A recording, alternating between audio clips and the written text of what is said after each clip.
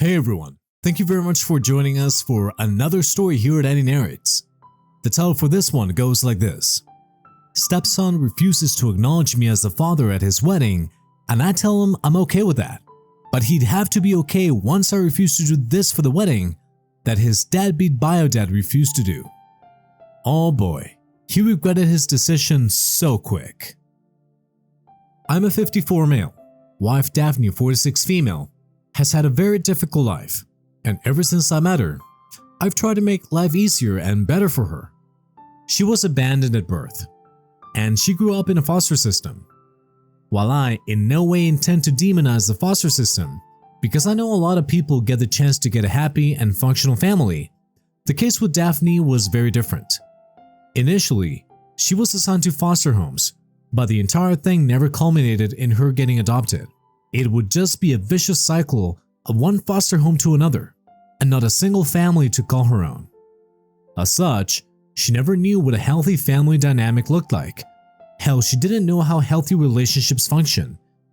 As she started getting older, even fosters were hard to come by, and she says that by the time she was 14, she had given up all hope for a family. All that mattered to her was her independence and the freedom to do what she wanted to do. As soon as she turned 18, she started looking for jobs and found one as a waitress in a very shady cafe. Now the thing is that my wife is conventionally very attractive. She's literally gorgeous, and I fell in love with her at first sight. The cafe that she worked at thus always sent her to male customers, and as I said, the place was shady, so she had men making lewd remarks at her and just making her uncomfortable in general. She was young, and she tried to capitalize on this attention, as bad as it sounds, to try to earn more tips. All this was happening much before she met me, and I know of this because she had told me when we met. There was a guy who used to frequent the cafe with his friends. Let's call him Dave. Now, Dave was a particularly disgusting character, and he was into Daphne from the beginning. He used to request only her as his barista. He would stay there for long hours and ogle at her, try to pursue her, and so forth. The manager, instead of stepping up and saving his employees from such predatory behavior, actually encouraged Daphne to be nice to him because it brought more business to the cafe. Daphne was all of 19 at this point, and the guy was in his late 30s at the very least. She gradually fell in love with him, though she now admits that it wasn't love, just infatuation, and the feeling of being seen and liked for once in her life. The thing with Dave was that he was loaded. He tried to lure Daphne by saying things like, if she got together with him, she would never have to worry about money. She could stop working and get an education, and he would support her. And barely being an adult, Daphne believed every lie that he fed her. She said that she seemed like a decent guy, and the temptation of improving the conditions of her life was too hard for her to resist. After a whirlwind romance of 3 to 4 months, Daphne and Dave got together, and within the next 2 months she was pregnant. This is when Dave tells her that he actually is a married man with 3 children, and that while Daphne is the love of her life, he cannot actually marry her or take care of her. Daphne was bewildered and broken.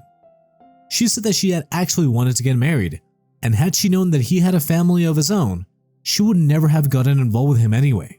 After a lot of back and forth, she asked him if she would get some kind of monthly allowance for the survival of the kid, as Dave had earlier told her that he would look after her financially and pay for her education. She said that instead of investing in her education, she wanted fixed payments to help her take care of the kid. Dave told her that he would give her money only enough for abortion, and if she did not want that, she could put the kid up for adoption. Considering her own childhood and life in the foster system, Daphne was dead set against adoption, and she did not want to abort either. So Dave just got up and left, and she had her son Noah, now 26 male, when she was just 20 years old. She said that she tried multiple times to get in contact with him, asking for some help, and threatened to expose him, but none of that worked. She did not have the financial means or the luxury of time to take him to court and ensure that she got child support. Thus, they led a very difficult life early on. They were homeless, and for the first year of Noah's life, Both of them crashed at different friends' and colleagues' places for a month each. She used to sleep in the cafe kitchen at times. Her boss was surprisingly sympathetic to her plight and even apologized to her for not taking care of her and letting her fall face first into the arms of a predator. With the support of her coworkers and boss, she found a place to live when Noah was one. Her boss allowed her to bring Noah to work. Apparently, he was a no-fuss child, and in general, the larger environment around her was supportive, and this helped her and Noah immensely. I met Daphne when she was 24 and Noah was 4. I still remember the day vividly. It was raining heavily, and the streets were blocked with traffic. I was on my way back from work when a young woman with her son asked for a lift. I did not have the heart to say no, because both of them would have gotten sick. It took me 2 hours to get them home, and all of 2 hours for me to fall in love with her. We started meeting up more, but Daphne was always guarded around me. It took me a long time to get her to trust me, but I never regretted it, even for a moment. I pursued her for an entire year before I was formally introduced to Noah. Or should I say reintroduced, and we were married a year later. Daphne and I have had 20 amazing years of marital bliss, and I could not have been luckier. Noah and I have a great bond too. At least that is what I always thought. I tried to step up into the father role in his life, and we had an amazing dad and son moment together. I taught him how to play basketball and how to drive. I was there for his first drama in school, where he was playing a leaf. We did his homework together. I was there for him when he had his first heartbreak, everything. I have tried everything in my power to be a good father to him, and have never consciously differentiated between him and Ava, female 18, my biological daughter. Noah and Ava are close too, and I had always felt that our family of 4 had normal family dynamics and interpersonal relationships. Noah and Ava fought with each other like all siblings do. I was stern with both of them, as and when required, and lenient too. I was closer to Noah, however. I still remember the day that he had his heart broken for the first time. He was 16, and the girl he had a crush on had started dating someone else. Both of us shared a beer that day, well past midnight, and I told him that life would break his heart multiple times, but it would keep on getting easier, until one day he realized that these experiences were vital in shaping him as an individual. We bonded a lot after that night. However, things changed when Noah went to college out of state. He started coming home less and less. I could sense a distance growing between me and him. But I chalked it out to new independence and the stress and excitement of navigating the world all alone.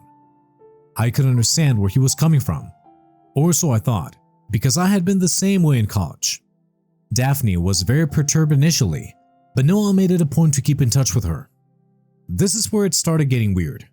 He used to talk to his mother, but it felt like he was cutting Ava and me off, me more than Ava.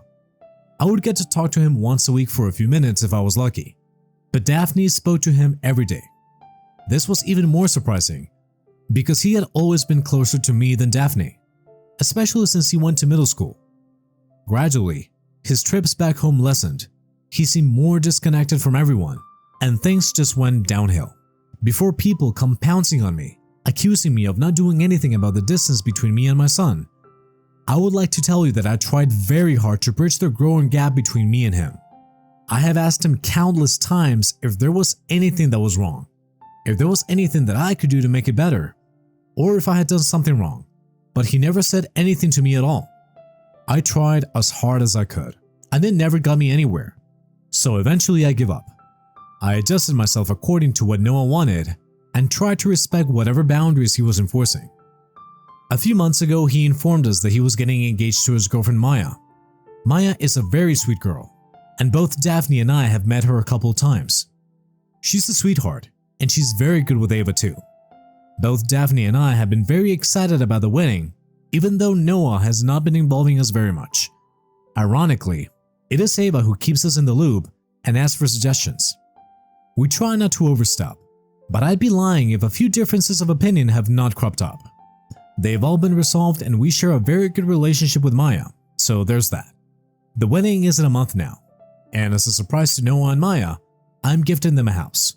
I bought that house a few years ago, but I never rented it out. When I found out that Noah was getting married, I started getting renovations done on it and made it habitable. The best part is that the place is not far off from where Noah works, so I believe he will like the gift. And if he doesn't, he can always rent it out and use it as a source of passive income. I'm gifting the property to him, and he can do whatever he wants with it. The only other person who knows about this little gift is Daphne, and we have been trying very hard to keep it a secret between us. Well, things have gotten worse. To my complete astonishment, today, all of us were having lunch together, and I asked Noah who his best man was, only out of curiosity, and if there was anything special that he needed me to do. I did not feel that this would trigger him in any way, and you can't blame me. I am a father excited for his son's wedding, and I just want to be involved. To my complete shock, he told me that I was not his father, and that he did not want me to act involved and paternal during the wedding. Honestly, at first I just laughed. What he said felt very ridiculous to me, and no one at the table took it seriously. But when I saw his face, I knew that he was serious. I asked him what he meant by that, and he said that I wasn't his bio dad, and that I needed to stop trying to take his place. I was too stunned to say anything, but Daphne started screaming at him, calling him an ungrateful brat. I asked her to calm down and said that I needed to talk to Noah on my own, alone. Noah said that there was no need for us to talk alone because there was nothing to be said. He said that he was grateful for whatever I had done for him and that the quality of his life greatly improved by my assistance, but he had come to accept the fact that I was and will never be his father. And it was time that I accepted it too. I told him that I had discharged every fatherly duty, and even though I might have slipped here and there, I had tried my best to be a good dad to him. He said that I was not a dad to him, and only his mother's husband. I could not believe my ears. I felt so hurt and so upset. I know it sounds petty, but I couldn't stop myself from blurting out that since I am not his father, then I would not be giving him the expensive gift that I had planned for him. He stopped for a few seconds and then asked me what gift, but I refused to tell him. Daphne, however, got up and told him that I had planned to give him the house and have even gotten all the renovations done. He seemed pretty excited by the news and started thanking his mother. Daphne interrupted him and told him that there was no way in hell that he would ever be getting that property now, and he could go and find some other father to dote on him as much as I did. It was chaos all over, and I don't remember much because I had zoned out. With all the yelling and cussing around me, I remember Ava and Maya trying to de-escalate the situation, and Noah and Daphne screaming at each other before Noah stormed off. Maya apologized to me and left too. I was too shocked to respond. I don't even know how long I sat there just breathing. We had always been a happy family. That was what I thought anyway. Had I really believed in a lie for 20 years of my life? Were we really that unhappy? Was I a bad father to my only son? Because there was no other reason for him to behave this way. I don't know much about why he said what he said, but I am willing to do whatever it takes to make it right. I am willing to right any wrong that I might have committed, but I cannot bear to lose my kid. Nobody can break your heart like your own child does. I have an update, and it is not a good one. When Noah had the outburst, I thought maybe it was him acting out because of something I had done. I spent countless days talking to Daphne, asking her if he had told her anything about it, but she said that this was very surprising to her as well. I tried to talk to him again, and while he was courteous, he did not tell me why there was this sudden anger towards me. Maya called me up in the morning. She said that she wanted to meet Daphne and me, and that she would be coming alone. I could feel my throat choking. I thought, okay, they're going to uninvite me from the wedding. However, when Maya came, she said something that broke my heart even more. She said that while she was grossly overstepping her authority with us and violating Noah's trust, she just not keep the truth to herself any longer. A few years ago, Noah and his bio dad reconnected.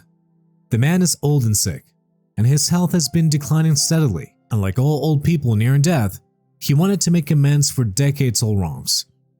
One of these, as many of you rightly guessed, was Noah. There was no manipulation from the side of the bio dad. He has been transparent with the details, as far as I can tell from Maya's version. He admitted to being infatuated with a much younger girl, getting her pregnant, and then abandoning both the girl and his unborn child. He said that he regretted never trying to get in touch with Noah, and while he knew that it was too late, he still wanted to try. Initially, Noah was hesitant, but his company wore him down. Maya said that they had a group of friends in college, and most of them were of the view that I would abandon Noah sometime or the other in favor of Ava.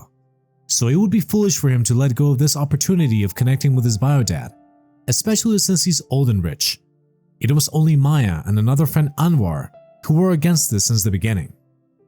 Noah got influenced, and he started isolating himself from me and tried to create a bond with his bio dad. Maya told us that Noah believes that his bio dad will leave a fat inheritance for him, especially since he is very remorseful of having abandoned Noah, which is why he wants to make a show of father-son love to cement their relationship. I didn't even realize when I started crying, and neither did I remember when Daphne held my hand. All I remember is feeling the sense of utter betrayal. It would have been a million times better that he had just been mad at me for something I did. It would have been a million times better had I not done anything and he was only angry at me. But this was much worse. He had chosen his deadbeat bio dad, who wanted him aborted over me. And the choice was not made because I had failed as a parent. The choice was made because he believed that I might choose my bio daughter over him. And he crushed my heart into countless pieces because of an assumed inheritance.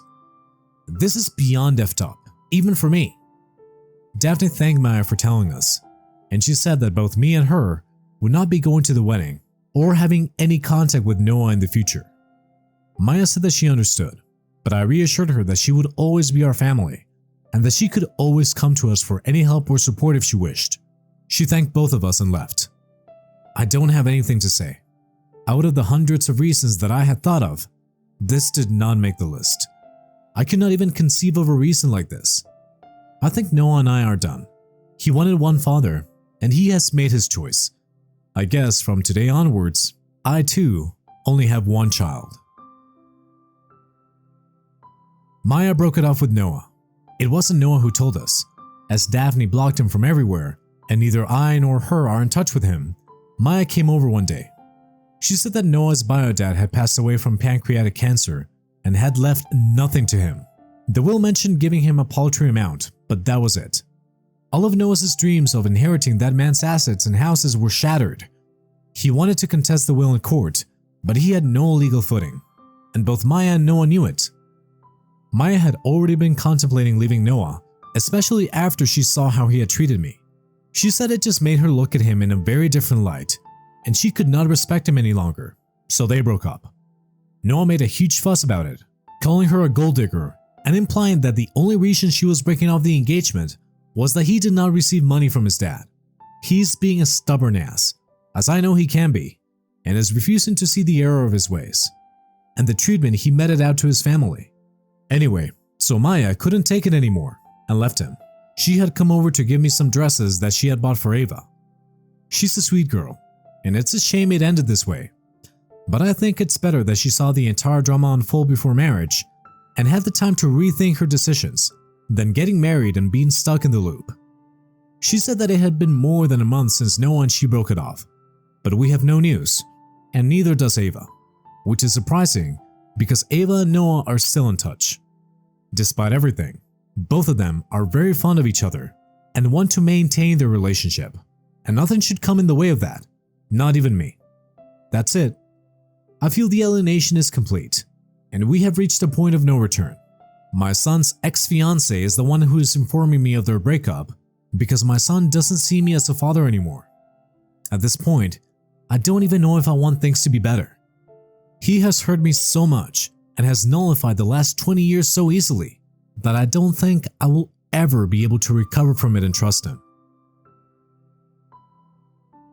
I am sorry for being absent for so long. I did not think this post would get so much attention, but here we are. I didn't have anything to update beyond what I said last, which is why I have not been logging into this account. It has been 2 months since Maya told us about breaking off the engagement. We have had no contact with either Maya or Noah since then. Noah is anyway blocked from everywhere, but he used to keep in touch with Ava. Unfortunately, that has stopped too. He has completely alienated himself from the family and chooses to keep no links. There is nothing that we can do about it, though I had honestly hoped that he would at least stick around for Ava. I guess this is him now, which is unfortunately not the man I raised. If he has decided to let go of his family due to his ego, that's on him. He has not even tried reaching out or getting in touch. He is so busy shielding his ego that he doesn't realize the extent of the damage that he has done. At this point, I am the only person who is willing to forgive him. Daphne is done with his BS, and Ava is too hurt to even talk about him without crying. His refusal to admit that this entire drama was created because of his insecurity and greed is driving a deeper wedge between us. I wish I could do something about it, but I can't, and I have accepted it. He threw away his family, his sister, and his fiancée, all for a stand of DNA for a father who contacted him only to ease his own passing, to mitigate his own grief, than actually doing something to benefit him. I feel sorry for Noah, but he's a grown man, and if he can dig this grave for himself, he can lie in it as well. And that was it for today's story. Thank you very much for listening. Smash the like button for me, and subscribe for more stories. Thanks again, and we'll be seeing you in the next one.